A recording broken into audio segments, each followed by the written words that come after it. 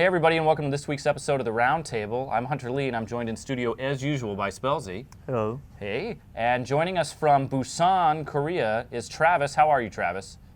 Hey everyone, it's 1 a.m., but I'm super psyched to be doing this. Okay, tell us about Busan. You've been there a day and a half? Yeah, so I've been here actually for about 3 days now, and I had been to Korea before, as some people might know, when I covered OGN 2.5 years ago. Korea is probably one of my favorite places I've ever been, so it's really great to be back in the country. Busan is great. Seeing a bunch of the players here.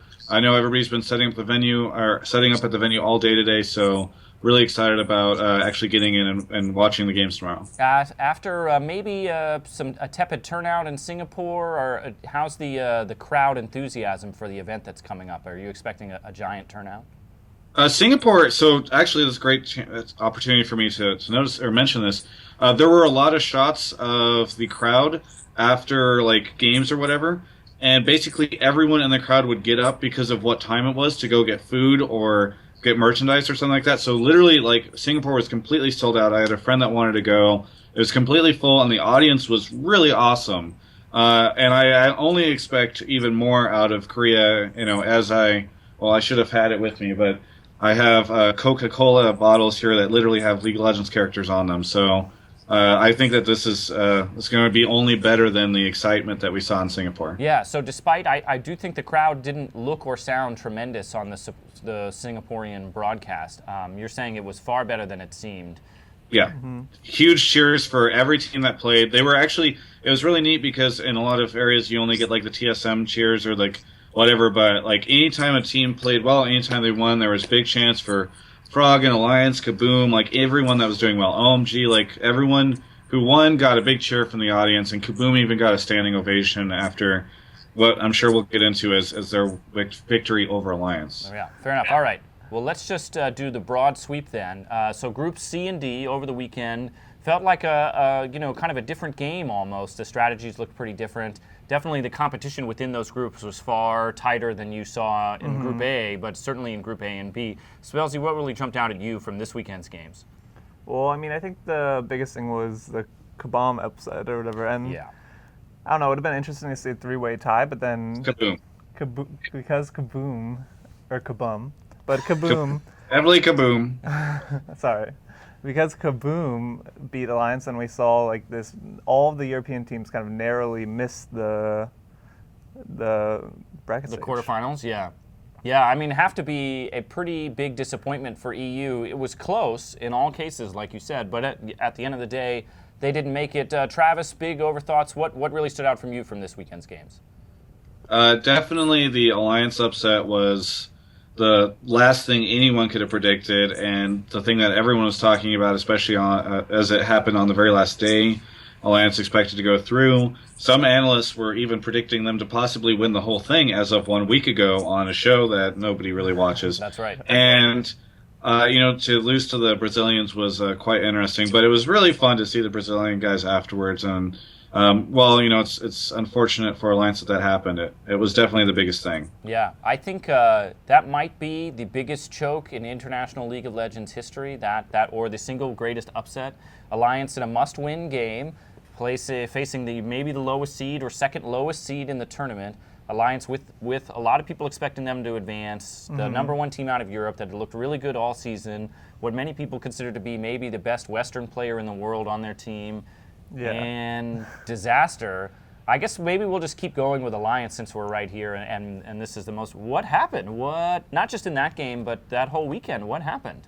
I don't know, I think we saw the same problem with Fnatic. They just looked really inconsistent. Like, they would look dominant in games. Like, they had perfect gamed, Najin, but then when it came down to Kabum, they lost. I don't know. I think it was an inconsistency issue or like a choking issue, like you said. Yeah, I mean, I've always had the pet theory that EU doesn't have parity. It has massive inconsistency for whatever reason. Travis, what do you think? What explains Alliance kind of falling apart in that final game and EU not making it out at all?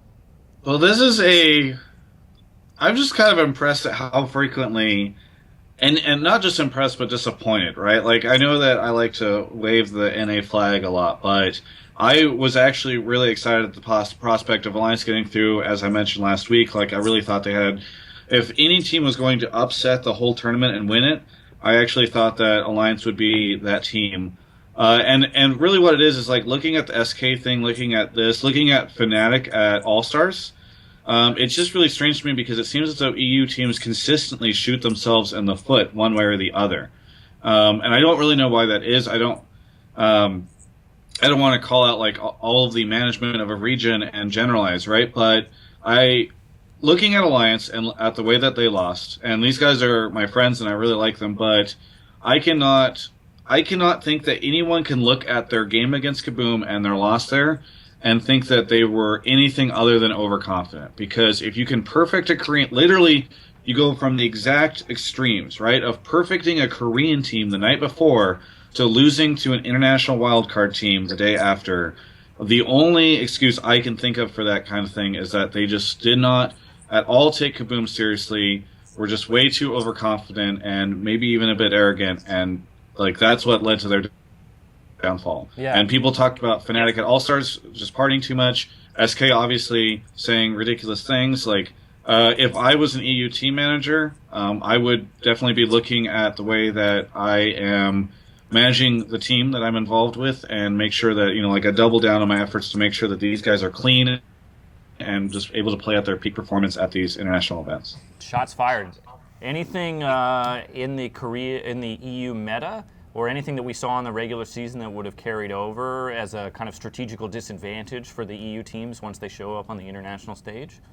I mean, I think they play kind of like slower, lower kill games, but I don't know if that's like quite a disadvantage. Alliance, I think their most signature thing is that they snowball leads really well, and I think if they get behind early, they kind of struggle to find that flow. Yeah. But I mean, I don't know. Do you think there's something in the European meta? I don't know. I do think the slower play, like one of the things I was excited to see in this weekend, as it turned out, was kind of the return of mid-game power with champions like Rumble, really stepping forward and changing top lane and some of the game flow as a result, away from like stall, kind of nothing, and then 43 minutes in, something happens and the game's over in 10 seconds or whatever, and that's EU was playing that way all year. Yeah. And that doesn't work when the mid game is actually like a thing, because the teams that are building for the mid game then just stomp you in mid game and go on from there. So I think that might have served EU poorly, but Alliance in particular, I think we looked this up. They're the only team that split 1-1 with every other team in their group all weekend. That is sort of, they showed a ceiling that's incredibly high and a floor that's incredibly low. I don't know how to explain that, both in Champ Select and in actual play. And I think we looked this up, and they are the only team that won all 3 blue side games and lost all 3 red side games. It's just, I don't know what to do with that. Travis, what does this mean? I've noticed on the subreddit there is far less. EU is not defending itself nearly as fiercely as NA was last year. There aren't those hilarious picture montages of Soaz, like sneering at the camera and NA players crying or whatever. Where does this take the ever jostling ego battle between NA and EU? I mean, EU will just say, SK could have totally gotten through if it wasn't for the silly thing. We still have the better players. It'll just come down to that again. But it'll be a little bit before they start saying that, I think. I mean, the rivalry is always going to be there. And I thought it was really interesting that we were one game away from seeing all 3 NA teams make it out of, and make it into quarters, and 0 EU teams. LMQ losing at the last minute, just dropping off over time. Yeah. Really, I really feel bad for Reckless. That is a guy who, from everything I've ever seen, has put everything he can into the game and really, really wants to win. And he's sort of at the prime of his career right now, in my opinion. I mean, maybe we'll see an even better one next year, right? But I just felt... I seeing him behind the scenes, and I consider Reckless a friend of mine, and it was just a really tough loss, I think, for him, and I'm really sad he didn't get a chance to go through. I mean, Fnatic is such a great cast of characters too for anybody making content over here, and for EU fans and that kind of thing too. So I don't know. It is sad for EU. Like, it's sad that SK made their mistake, that Fnatic had some issues for whatever reason, and that Alliance just couldn't get it together in that last game. So I don't know. Going forward for EU, you know what? Okay, final thought on this is it's just really bad for EU. In my opinion, EU is already struggling with viewership. They're bleeding people to NA as NA has more drama and interesting stuff happening in it. And I don't think that this bodes well for EU going into next season. Yeah, they've always had we're the more competitive region historically, and now it's debatable if they even have that.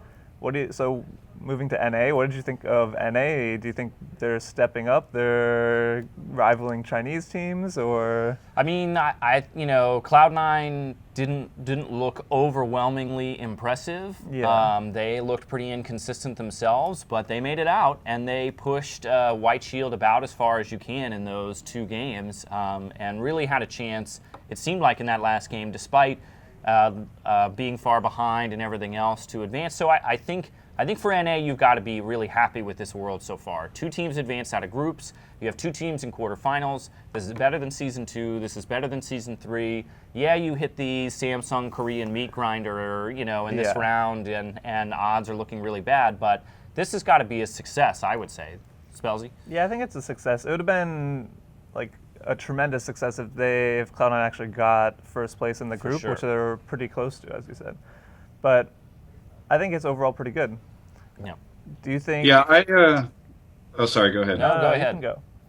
I was just gonna say, you specifically. I think Spellsy mentioned something about NA versus China, and it was really hard for me to tell if NA seemed a lot better or if China just didn't show up as well as everyone had expected them to. I mean, OMG certainly got stronger throughout the course of the event, but I mean, we're pretty close to saying, if LMQ had gotten by, it would be pretty arguable to say that NA is the second best region in the world, which is hilarious because I don't think anybody would be able to say that, or would have predicted being able to say that before Worlds even started. So I think the story of NA here is that either China's not very strong right now, or NA is getting a lot better. Either way, we're getting there, and I think that the Korean teams, with the exception, White looks like they're just going to win this whole thing, right? But the other Korean teams looked like they weren't invulnerable. I mean, Alliance lost to Kaboom, and then the night before perfected them. So I don't know. It's really it just means that all the regions are much closer than I think anyone predicted, with maybe the exception of C, and with the green changes that we heard about. Hopefully that'll change next year too. Yeah, I guess 2 follow-on questions there. One is, do you put any stock in the kind of Reddit, napkin, detective, whatever, strategist work that NA benefited greatly by having LMQ come over and bring the Chinese aggression to NALCS and kind of prepare them for the international stage in a way that they hadn't in years past because they had a Chinese team there? So let's start with that, and then I have another one after that. Spellsy, what do you think? Did LMQ seed Chinese strategy into NA and help them out? I don't think so. I think Doublelift on the analyst desk mentioned how Vasily rose to all of the North American 80 carries by bringing a aggressive laner who would trade and brought up the skill of all of the NA carries. And I think that's as far as you can go, maybe. I don't think they practiced, it gave them an advantage against Chinese teams. I don't even think North Americans did very well against Chinese teams, right? I think TSM kind of got crushed by Royal Club. 1-1. Yeah, 1-1. And then C9 didn't play it. C9 didn't play it. So we're the best. I mean, LMQ went 1-1 as well, right? Yeah. Yeah, with OMG. With OMG. So, and would you, if LMQ had advanced, do you think how much backlash would there have been on that's not really an NA team, that's a Chinese team, NA can't take credit for that in any way. Travis, what do you think about that? I mean, thankfully we don't have to deal with that because they didn't advance, but I was already getting ready to just say, these guys played in North America for a year. There's a reason why people talk about, going to Korea to train. The region you're playing in undoubtedly has a great effect on your skill, and the fact that they were able to come over. I mean, to sort of go back, we're kind of looping back to the question you asked Spellsy about. I think LMQ had a really good impact on North America. I don't think that they're the reason North America is succeeding. I think when you bring people like Zhao Wei Zhao over, who revealed himself to be, at times, a very good mid laner, and Bjergsen as well. Like you're gonna bring mid lane up, and like Ackerman is very hit or miss, but he was somebody that allowed Balls and Dyrus to have a bit of a rival more than they had in the past, and Vasily, same thing as Double have said. Like it's never gonna be like this direct thing where like, oh, look, China's brought over their strategies and we're going to learn from playing against these guys or anything like that. But whenever you do have even just one new person show up in a pool that people can scrim against in that lane or play against in those games, like obviously that's going to help increase at least moderately the level of play in that lane in that position. So second follow-on question then, does this in fact invalidate Riot's kind of protectionist approach to next year and say that this kind of interregional movement and teams coming over and stuff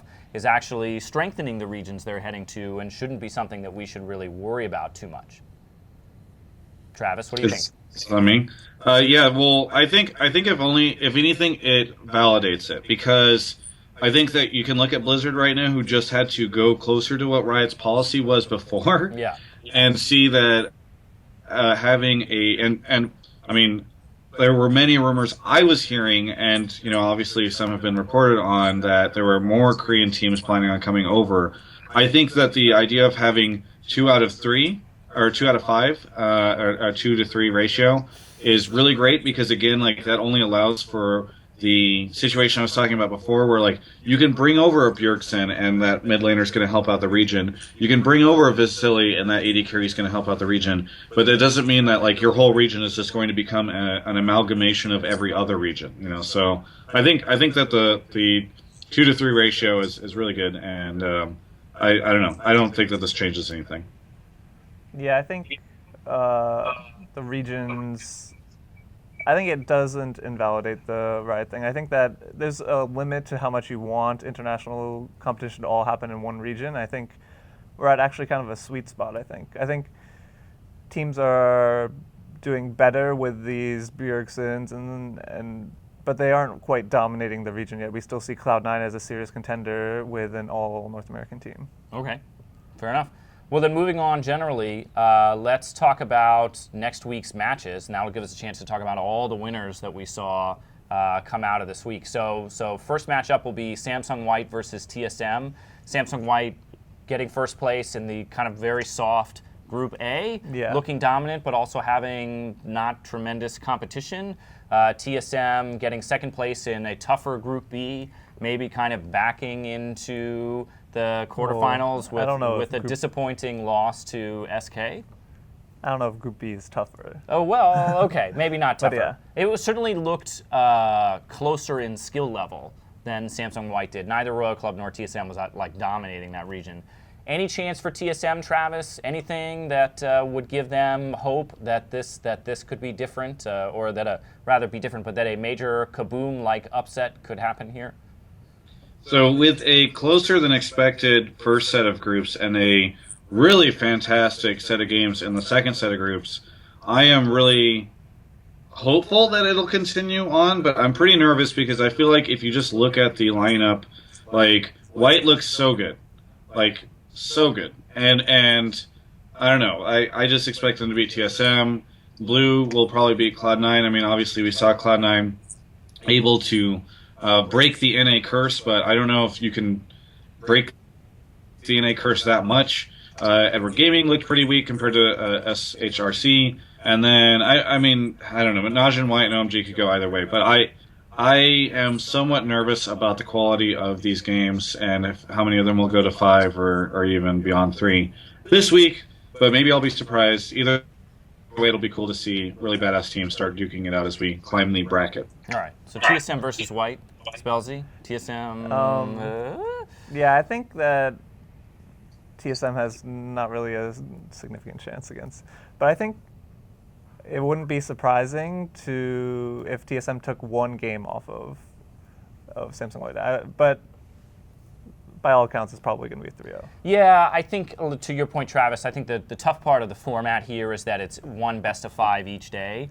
And a 3-0 stomp is just going to be really Yeah, unsatisfying for yeah. everybody involved because there's nothing more to look forward to. If you're TSM, the only thing I think you can pin your hat on, hopefully, or pin your hopes to, is that the meta has sort of really moved towards their strengths over this last 6 weeks or so, and the champions that are in vogue and stuff really do work well with what they do.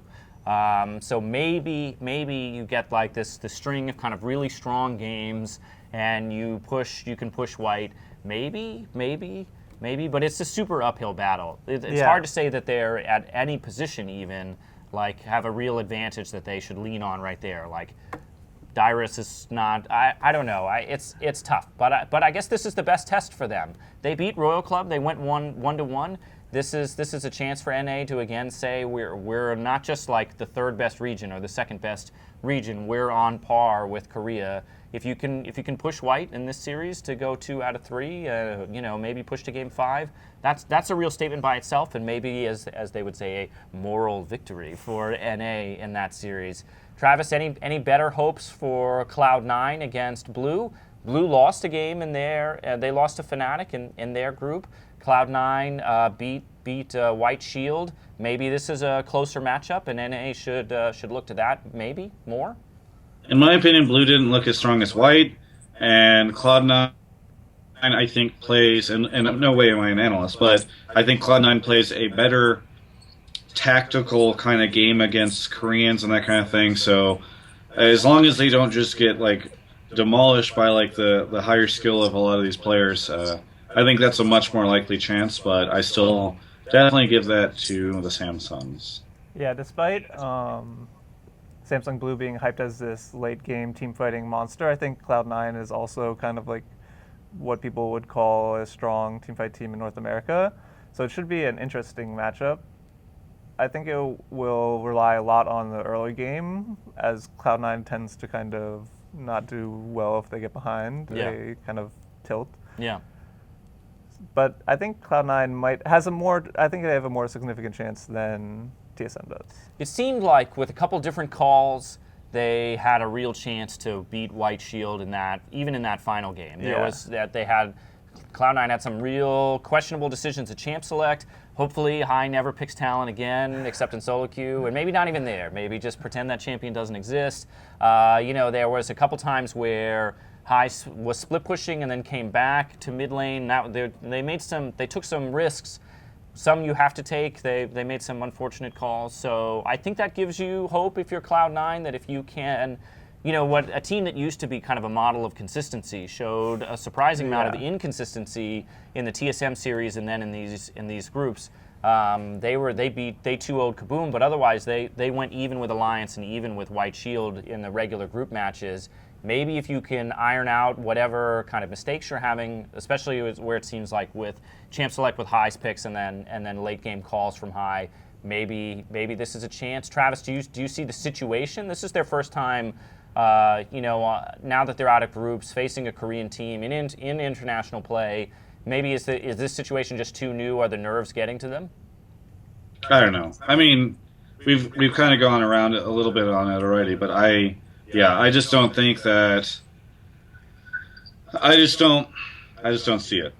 I guess it's the way. I mean, like I said, I just don't see it. Like I think that Blue is just a lot better than Cloud9, and so that's where I'd put it. The problem is that Cloud9 didn't even look that.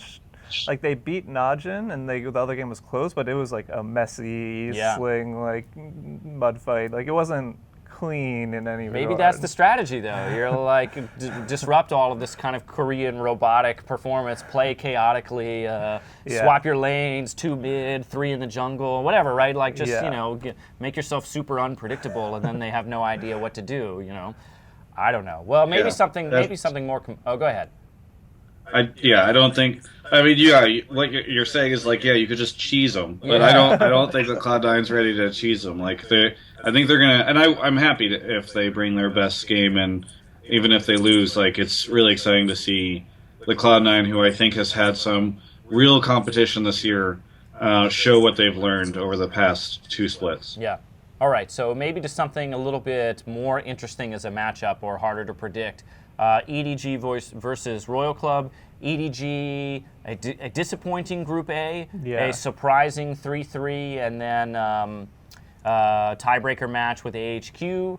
Royal Club coming out of B in first, which most people predicted. Dropping a game to TSM, that was a little bit of a surprise, but not a tremendous surprise. This looks like a far closer matchup. Spellsy, what's your thoughts on this one? Well, I've been watching a bunch of like China Talk and talking to Duncan or whatever, and I think a lot of the people are predicting EDG still over Royal Club. Although I feel like Royal Club looked much better in the group stages than EDG. So I actually think Royal Club will win, but it's interesting to see from like a Chinese perspective, a lot of people are predicting EDG despite their weak start.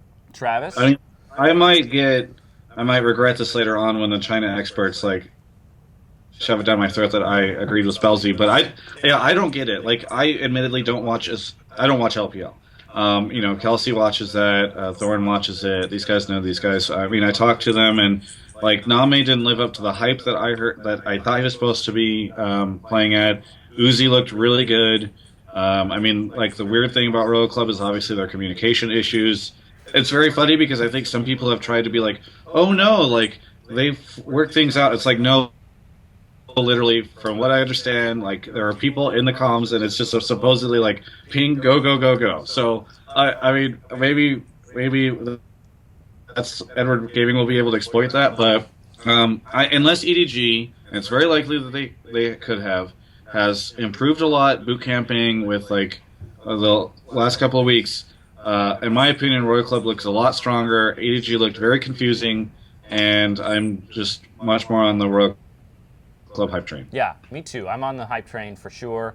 EDG just looked soft, and I don't know. I mean, I'm not watching their scrims, obviously, so what do I know? But they looked soft in their group, and Royal Club didn't. So based on what we've seen so far, I don't see any tremendous reason to pick EDG in this series. But who knows? I don't know. And then final matchup is White Shield versus OMG. So first place in Group D, White Shield had to go to a tiebreaker to secure first place with Cloud9, but looked pretty, pretty dominant overall, except for maybe not.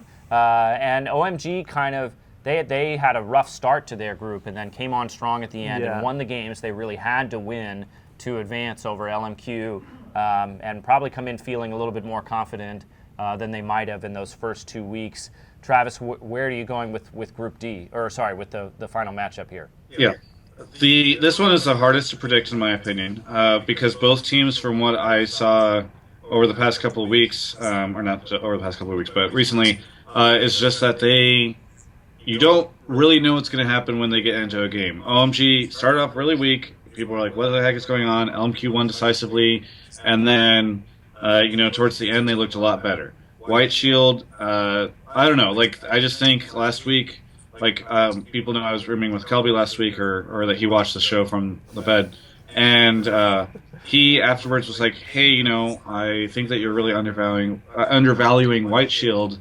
but again, they just looked weak. I don't know. I just don't. I think weak in comparison. Before I get yelled at a ton, weak in comparison to the Samsung teams, and they looked inconsistent and just kind of weird. So in this case, I think it's definitely the closest. I'm still going to give it to Naj and White Shield because I feel like you can just bet on Korea whenever there's a doubt, and that's your better bet. But I think that if this is by far going to be the closest games. Yeah. Well, we all had 3 Korean teams in EDG in our Final Four. Is that still where we end up after this? Yeah, I think I'm predicting. Well, we have Royal Club instead. Okay, but in this case, White Shield. I think Shield is probably going to win. OMG, I didn't think they looked that great. I mean, their games are kind of like in the last moments, just barely winning. Like that Fnatic game could have easily gone the other way. But Dota 7 looks really, really bad. So I think the bad thing to me is that this bottom half of the bracket is much weaker looking than the top half of the bracket. The top half with the 2 Samsung teams. It's leaving like a sinking feeling in me that the finals is not going to be great. Yeah. I mean, I think I've been thinking about this a lot in that Riot chose I think a way to improve this model in the future is to have qualifiers still work the same way, but then seed the tournament so that you're spreading out your good teams. Like the way the NCAA tournament works for college basketball is that you qualify for whatever, right? Like you're the first place in the Midwestern Athletic Conference. You know, you don't get a number 1 seed just because you won a conference. They then take the whatever 64 teams and then they reseed the tournament and spread the teams out so that 1 and 2 are on opposite sides of the bracket instead of, in this case, ending up closer to the top. I think it was sort of a weird format that has left us with a really strong top half and a comparatively really weak bottom half. And as we talked about last week, if one of these teams, anyone in the bottom half has a chance to go to the finals, which is not true of the top half. Like the top half has 2 much stronger teams that I'd love to be surprised, but it seems unlikely at this point. So I would hope next year maybe they approach kind of seeding the tournament more explicitly and saying, okay, white is number 1, blue is number 2. We'll put those further away from each other. That kind of thing. So, but okay, so I think it's hard to gauge that. I mean, you're talking about doing this all before World starts, right? Yep. So I think that their problem is like, well, we don't want to just assume that the top 2 from Korea are the top 2 teams internationally, right? Like as much as people might balk at, like, well, they should just assume, you know, like especially the Korea, fanboys, but. I guess I would argue that between the power rankings that All Esports already does, and someone like a panel of experts who watch the games, it is possible to make those kinds of decisions. But you still could question it. But I'd rather have maybe a better tournament in the end, a better tournament structure, and people making maybe questionable decisions or seeding somebody higher or lower than you would expect. The power rankings are a guide, whether you like them or not. Like, obviously, Thorne and Monty rail on them all the time, but the suggestion there is like, yes, you can watch these different regions play and then say the top 9 teams, none of them, or 12 or 14, none of them are outside of Korea and China. One of the most interesting things we've seen from Worlds so far, though, is how different the regions kind of appear than what we expected. I mean, Korea's still on top of, like we said, China's been looking a little bit weak. EU, many people would have put EU above NA. Sure. Like, I think I might have even said that on the show or something.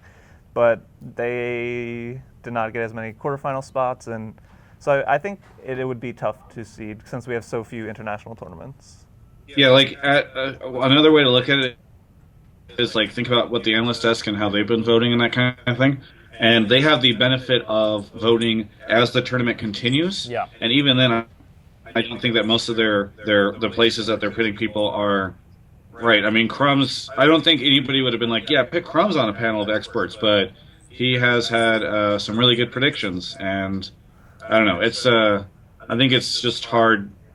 I don't know, that could be a longer conversation, right? Yeah. But yeah, I think it's really hard to rank people ahead of time whenever there's not enough international, or if there's more international play, yes, much easier.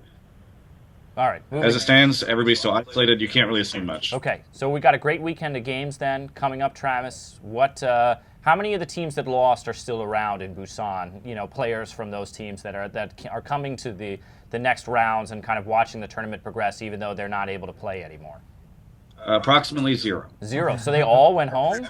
Listen, what happens after a team loses, I've seen it time and time again, is the team's like, wow, okay, well, I'm done with League of Legends for the time being. I'm going to go home or I'm going to go on vacation. I'll watch the games from a hotel room somewhere with my girlfriend, and they're just, I'm out, you know? Or like, I even assume that behind like I'm behind the scenes. Behind the scenes area, there's probably teams that are just like saying, "Cool, well, you guys suck. I'm gonna leave now. Right. I'm gonna go find another team." Right? Like people.